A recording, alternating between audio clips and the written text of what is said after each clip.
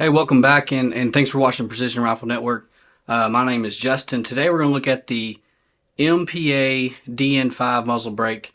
A lot of guys are trying this muzzle brake out.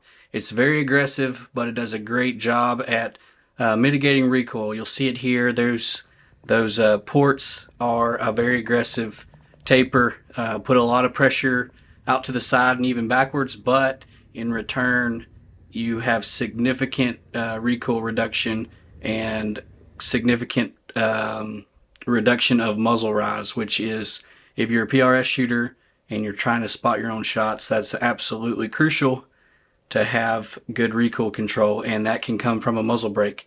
So we're going to kind of dig into that, look at this new muzzle brake that a lot of guys are trying. In this video in particular, you're going to see it on the 6GT. You see a lot of guys using it in the 25 caliber, whether 25 Creedmoor 47 or GT. You're seeing some of the guys that are going up to that 25 caliber using a muzzle brake like this one, if not specifically this one, to help mitigate some of that recoil. So let's take a look at it. So we're going to put this on paper here, just to let you see the reticle movement in this rifle. Obviously this is modified prone, but still with this reticle movement, it's pretty impressive. There's rarely more than a mil of movement. You can see there, reticle moves up and to the left, but maybe half a mil, quarters of a mil. And this is the scope is zoomed in all the way, 35x magnification. But I think this is a good test, even though this is modified prone with a lot of support, and I can apply pressure, stabilize the rifle. That's still pretty impressive that you can keep a dot on target at 100 yards with this muzzle brake. I think that shows how it does control the recoil quite well and keeps that muzzle rise at a minimum.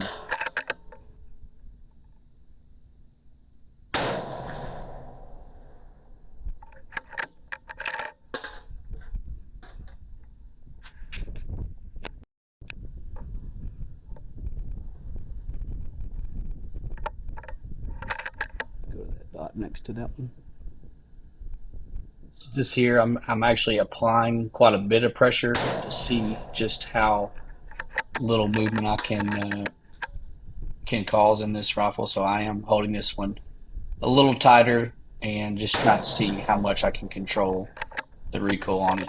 There are a few shots here where I can keep it under half a mil of movement, which once again, I think it's a great proof of just how well this muzzle brake does at mitigating that recoil. Here's a few slow-mo videos of this muzzle brake. You can see that this brake actually pushes the barrel down slightly, so that does help keep that muzzle rise at a minimum. It mitigates it. And here's a same muzzle brake on a foundation stock, still in 6GT, just like mine. But you can see there is quite a bit of concussion, I guess you could say, out to the side, and muzzle blast out to the side and even rearward.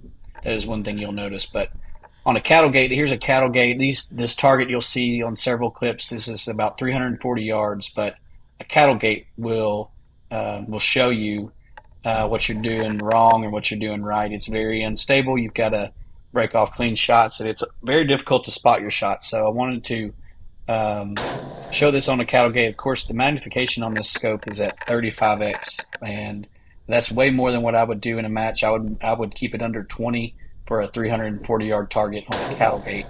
But I wanted to show how even at 35x at 340 yards, you can keep these targets in the sight picture fairly well. It is more difficult to spot your shots with it being magnified up that high on a wobbly cattle gate.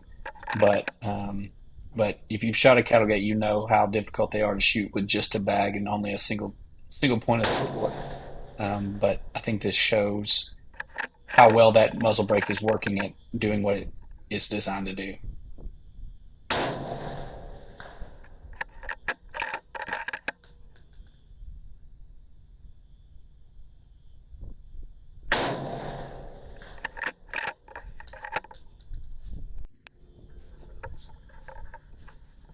So then I work on this tank trap. So I did mag out to about 15 to 16x on these. So you can see that makes it much easier to spot your shots. But it's just a single bag on the on the tip of a tank trap, which is a common prop that you may see in a PRS match. But you can see here on this tank trap, just the bag with that low recoil and that recoil control of this muzzle brake. It's easy to keep the target in your sights, in your sight picture, and spot those impacts and those misses, which is absolutely crucial. If you're a PRS shooter, you know how important it is to be able to spot your impacts and also spot your misses.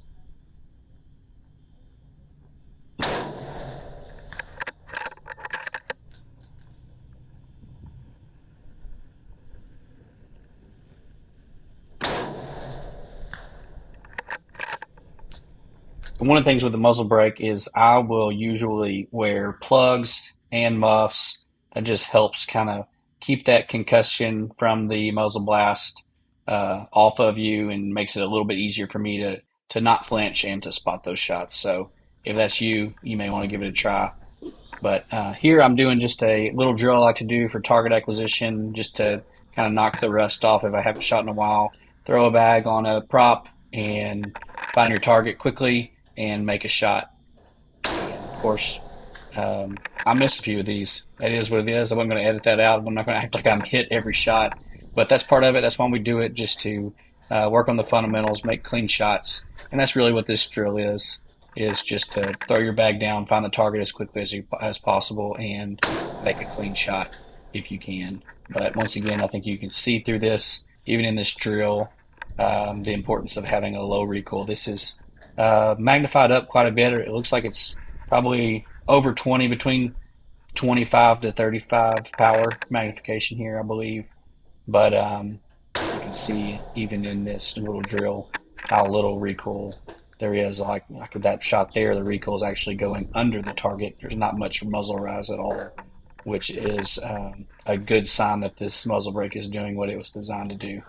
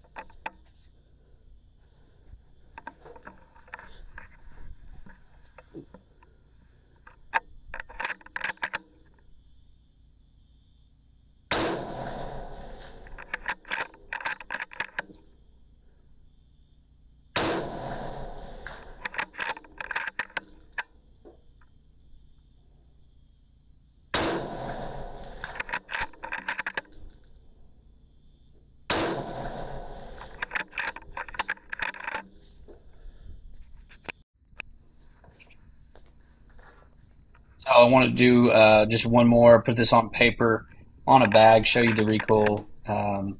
This is just 100-yard paper. I really wanted to check my zero after I missed several shots in that previous drill. But you can see here, it did shift a little bit zero. I don't know if this is um, just a barrel break in or scope settled in or whatever, but the zero did shift down a little bit.